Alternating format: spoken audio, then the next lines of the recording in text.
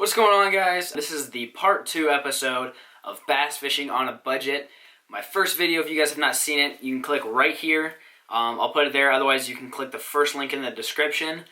For part 1, basically what I did was I went to Bass Pro Shops and I had a $50 budget, and I bought the lures that I thought I could use at any lake, given any conditions, year-round, to catch fish. And staying within that $50 budget. I did go over by $3, and I blame that on the fact that I could not find any lead weights, Texas rig weights, that were not in a 25 pack. I originally only wanted like a 5 pack that was only going to be like $1, $1.50, and I ended up having to spend an extra like $5-6 on lead weights because they didn't have the smaller pack. So anyways, that's the reason why I went over the $50 budget. I'm going to take the lures out that you can do multiple things with. So all the soft plastics, I'm going to show you how to rig all those different soft plastics different ways. And that way, you're not sitting here buying 25 different kinds of soft plastics. You're only buying 5 or 6 like I did, and then rigging them different ways in unique ways that you may not already know of. So I'm going to get right into it and show you some cooler ways to rig some of the soft plastics I bought. Before I get into this video, I just wanted to mention the reason why I'm doing this is because I get asked almost every day how I afford the lures that I have and the rods and the reels and all that stuff. And basically the answer is just, you gotta work, you gotta save your pennies and invest wisely in your fishing gear. And another thing I really do is I know how hard it is being especially a young angler like myself. And I was not always as fortunate to have the sponsors that I have now. And so when I partner with companies, what I do is I ask them for promo codes. So if you guys have never seen any of this, check this description. I put it in the description of all my videos from now on, and it's all the discount promo codes that you guys can use at various sponsors' websites. And I'm going to continually add as I get sponsors and partners. And so make sure you guys are using those promo codes, especially if you're shopping at the websites of the companies that I partner with, because then you get a discount that way. And I do that to help you guys because I know it's hard to always purchase, all the fishing gear that you need with a certain budget. And again, that's why I'm making this video. I like to teach you guys how to fish, but I also like to teach you guys how to do it realistically and not just crazy amounts of lures and stuff like that. Even though it may look like I have a ton, it's because I have awesome partners and stuff like that. So it's not always possible for you guys who don't have sponsors and stuff like that. So basically what I'm saying is make sure you check the description of this video and look at all those promo codes for you guys to use and enjoy that. So the first lure I'm going to talk about multiple ways to rig is the Havoc Bottom Hopper by Berkley. And I got it in green pumpkin. And I got it in 6.25 inches long. One tip for you guys is to buy, when you're buying straight tail worms or basically any soft plastic in general, buy the longest one you can, because that way you only have to buy one size. You don't have to carry multiple sizes, because if the fish are biting on a smaller worm, all you do is you cut that worm in half or, in thirds, whatever it may be. And that way you can still use the full sized or shrink down size without having to buy 2 different packages of lures. So that's a quick tip for you. So I came up with 4 different ways to rig this worm, and there are 4 effective ways. They're not just 4 crazy off the wall ways. And the first way is Texas rigged. You can see there, I've got it Texas rigged with one of the bullet weights and the hooks that I bought. And I bought the 4/0 hook, and a 4/0 round bend hook will basically can be used for just about any plastic. Especially all the ones that I bought. I like using round bends more than EWGs. I think the hookup ratio is better. So if you're looking for one size of hook, I would suggest 4/0 round bend worm hook. The second way I like to rig it, again, is Texas rigged, but it's with no weight. And if you guys have ever seen how to fish a fluke, you rig it or you fish it just the same way. This is called a trick worm. So what you do is you cast it out there. Most of the time it's on spinning gear, and you twitch it really quick, and the worm kind of darts side to side. It's an effective way to catch fish as well. The third way I like to rig it is on that shaky head that I bought. And the shaky head brand that I bought was the Bass Pro Shops Finesse Dragon Head, an 1/8 ounce. I like that smaller weight because most of the time I'm not fishing super deep with shaky heads. You could always go up to the 1/4 ounce if you're fishing deeper water. It really just depends on what you fish. And so I like throwing the straight tail worm on a ball head kind of like this that stands up straight, and gives a little bit of different presentation than regular Texas rig. The fourth and final way that I like to rig this worm is wacky rigged. Now you may be thinking that you need a wacky hook to wacky rig, and it's not true. Although it helps you skip under docks and it's more effective, you can just use the traditional 4/0 round bend worm hook to wacky rig, just like this. This is how I've done it for years before I discovered the traditional circle wacky hook.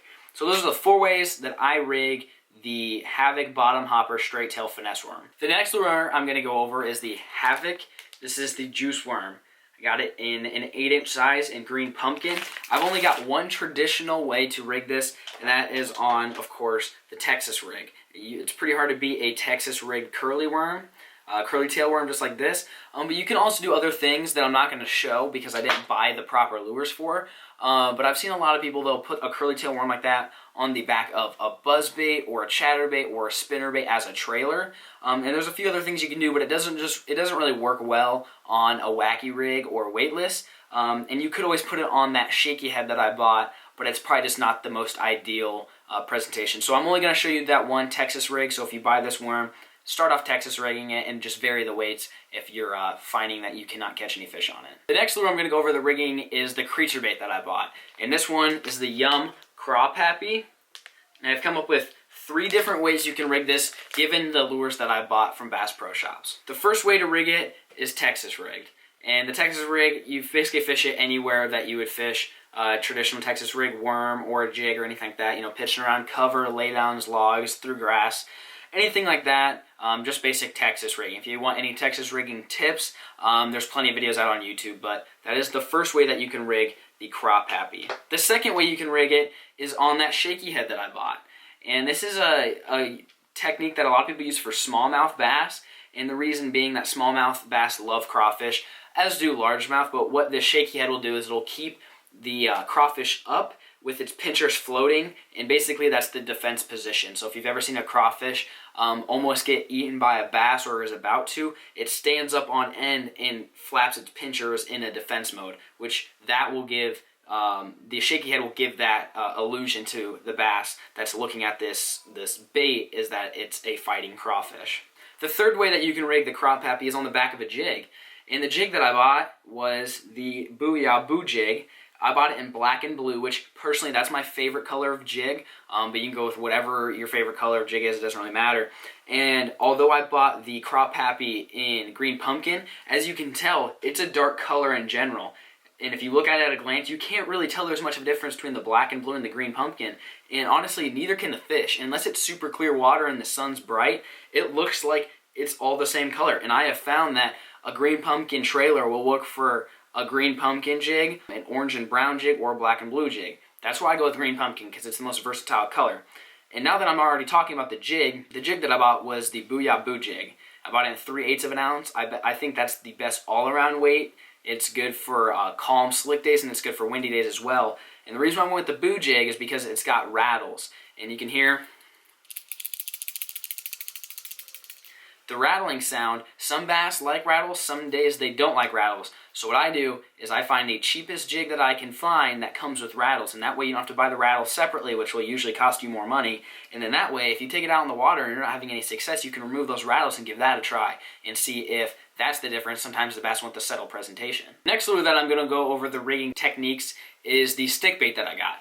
And that was the 6-inch Yum Dinger in green pumpkin color. And again, go with that 6-inch, 7, 8-inch, whatever size you can find, because if you find that the bass want that 4 or 3-inch, you can always cut it down with scissors or just bite it. And that way you're only buying one pack of lures, and you get basically a bunch of different lures in one pack. So I actually came up with 4 different ways to rig this stick bait, Senko style. And the first one is Texas rigged, which Texas rig, it's good for everything that I've explained it for. Just basically, it's a good way to get in and out of cover. So if you're throwing around any type of grass or laydowns or anything like that, you can flip and pitch a Senko. It doesn't have very much action, but can sometimes be good. And you could use that finesse worm that I went over first, or use this stick bait as a bigger, bulkier presentation, especially if you're around bigger largemouth or if they're feeding on bigger fish, bait fish. Then you can use the stick bait. The next way is on that shaky head. Surprisingly, you can fish a Senko style bait on a shaky head. There's a rig called the Ned rig out there, and it's made by Z-Man. They make something called a TRD, and basically it's a tiny little finesse Senko that goes up on a stand-up head and it stands up straight. You can do the same thing with this. You just cut it way down, you stick it on that shaky head, and it basically makes the little worm stand up and it'll sit there and quiver. More of a finesse presentation, but it's something to keep in mind if you're not able to get bites fishing it any other way. The third way that I like to rig it is wacky rig. This is probably my favorite way to rig a stick bait. And again, you don't always need a wacky hook. You can just use the traditional 4/0 round bed worm hook. And this will give it a nice slow fall rate, especially around bedding fish. Any fish that are really shallow, you can skip it way up under docks. It's a very effective way to catch fish. And the fourth and final way I like to rig this stick bait is weightless Texas rig. So this is more of a weedless presentation than that wacky rig. And surprisingly, it'll fall very similar. What it does is it falls horizontal. With the hook up front, it may fall at a slant. For the most part, it should fall horizontal. And so if you're around grass or any type of vegetation, anything that the traditional wacky rig would get hung up on, you can go to the weightless Texas rigged Senko or stick bait presentation to get the same effect as the wacky rig, just more of in a weedless presentation. Now that I've gone over all the soft plastic lures and the jig, basically just showing you different ways to rig it, I'm going to go over the 4 hard baits that I bought and explain where and why I would pick each one for each different situation. So I'll start off with the square bill that I bought. And this one was XPS brand. The reason why I went to XPS is because it was the least expensive square bill. I went with Sexy Shad. The reason why I went with the Sexy Shad is because the water that I normally fish is fairly stained. It sometimes is muddy, sometimes it's clear. But what you want to do is you want to pick the color that's best for the conditions that you're fishing. So if it's super muddy water, you want to go with a chartreuse black back square bill. If it's really clear, you want to find something translucent or maybe chrome, something that'll give off a little bit of a flash. To me, this is the best all-around color. It just works well for me. It's the Sexy Shad color. And the square bill is good for a lot of things. It's good for crawling over rocks. It dives 3 to 5 feet. And I got the kind of the in-between size. They have a 1.0, a 1.5, and a 2.5, and I went with the 1.5. Given that I've caught a lot of big fish on the 1.5, but it doesn't quite spook as many fish as the 2.5 does, especially if the fish are a little finicky. They don't want to commit to that big, bulky crankbait. So I go with that medium size just for a better all-around effect. And you can throw that around rocks. You can even bump it up against logs and laydowns to get a reaction strike. You can also rip it through a little bit of grass, but you want to keep it away from vegetation for the most part. The next hard bait that I bought was a chatterbait. And the chatterbait, for me, I like it better than a spinnerbait. So you can exchange it. If you're more of a spinnerbait guy, go buy a spinnerbait instead of the chatterbait. They're very interchangeable for the most part. Some of them work better than others in different situations, but I like throwing a chatterbait over grass. Basically anywhere I throw a square bill, honestly. You know, over grass, bumping up against laydowns, through rocks, anything like that. It's just a little bit different presentation. It has a little bit of a harder vibration. So when I'm fishing the dirtier waters, that's why I went with that chartreuse and white. Chartreuse and white works well in clear water, surprisingly, and it also works very well in dirty water. If you're fishing very dirty water, you want to go with a black and blue chatterbait. I've also found in the spring, you want to go with a green pumpkin or bluegill imitation chatterbait because around spawning time, they don't like bluegill swimming around their beds. But for all around, hands down, white and chartreuse is my favorite go-to, and I went with the Z-Man because it comes with the trailer. Normally I use a New Tech with a Gambler swimbait trailer. That would be my personal preference, but then you're gonna have to buy the chatterbait and trailer separately, costing you more money. And so, and then I went with the half ounce. I found the half ounce for me is the best. If I'm fishing shallow water, I want to keep my chatterbait high in the water column, I'll just raise my rod tip up, maybe use monofilament or just reel faster. But sometimes I want to fish a chatterbait in 7-8 feet of water where most guys don't, because you get a lot bigger bites when you're fishing that deep. So I go with that heavier chatterbait in case I want to fish a little bit deeper. The next hard bait that I bought was a black War Eagle buzzbait. You guys have heard me talk about this for many, many years, and today this is still my favorite buzzbait. Bought it in half ounce. Reason why I went with half ounce is because the heavier the buzzbait, the farther you can cast. And I found you really want to bomb the buzzbait because what I do a lot of times is I parallel it to grass lines and rock. And the longer the cast you can make, the more opportunity and the more water you'll cover in order to catch fish. It's a great bait for covering water and getting a good reaction bite. If the bass are active, it's a great way to catch fish. And I don't know, for some reason black just really works. I know a lot of guys use white and chartreuse. Or maybe even a gold blade, and I've caught fish in all those colors, but hands down, the black will out-catch white or white and chartreuse on most days, in my opinion, in the lakes that I fish. So if you seem to fish lakes similar to mine, make sure you try a black-colored buzzbait. For some reason, the bass just love it. And the last hard bait that I'm going to go over is the frog. And you guys know that's my all-time favorite bait to throw is a frog. If I could only throw one lure for the rest of my life, it would be a frog. And so I went with a Booyah popping frog, given that the Booyah has one of the cheapest frogs on the market, and you guys know I'm a fan of the popping frog. And the reason is not because I always like to pop it, but with the Booyah, it's got a smaller popper on it, on the front of it. It's not a big bulky one. And actually, if you keep your rod tip up high when you're working it, there's no pop at all. It works just like a traditional frog. But then, if you find the bass are more active, or if it's a little bit windy and they like that more disturbance on the water, maybe they're spawning on their beds and you really want to stir up the water, you lower your rod tip and you twitch it real quick and it'll spit and make bubbles and it pops. And so it's basically a 2-in-1 frog. So instead of having to buy a popping frog and a traditional frog to get 2 different types of actions, you buy a popping frog with a smaller popper on it. And that way you get the best of both worlds basically out of one frog. And again, I went with the least expensive frog that has a popper. And I found that the Booyah works very good.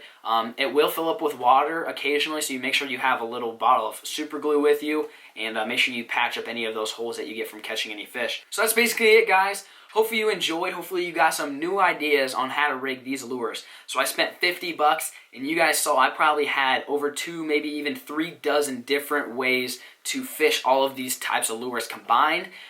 So hopefully this was a good video for you. I'm trying to make these informative videos. And like I said, make sure you check out the discount section in the description if you're looking to purchase any of the products that you normally see me use, especially for my sponsors or partners. What I try to do is when I partner with a company, I try to have them give me a discount of some sort to give you guys, because I know you guys like using the products I use because I talk about them the most and I tell you guys how I like to use them and show you how to catch fish with them. So it only makes sense for you guys to use the products I use if you're really trying to step up your game in the fishing scene. And so like I said, check out that discount section. It's also in my YouTube page. In the About section, I have a little part that says discounts. So make sure you use those promo codes. Really appreciate that help. And then, like I said, I'm also giving this away. All this stuff here, it's going to be a Flair starter pack, and it's going to be my Christmas holiday giveaway. So you guys can look forward to that. In the next week or so, you'll see that go up. I'm going to do a 24-hour Christmas special giveaway. And so make sure you are ready to rock and roll to win some of this stuff, since if you win that package, you're pretty much set to go. You know how to use every single lure, and you know all the different ways to rig it and how to catch fish. So if you guys enjoyed this video, make sure to give it a thumbs up. I worked very hard on this video, making sure I cover everything possible and giving you the most amount of information that I can. That's it for today's episode. Thanks for watching.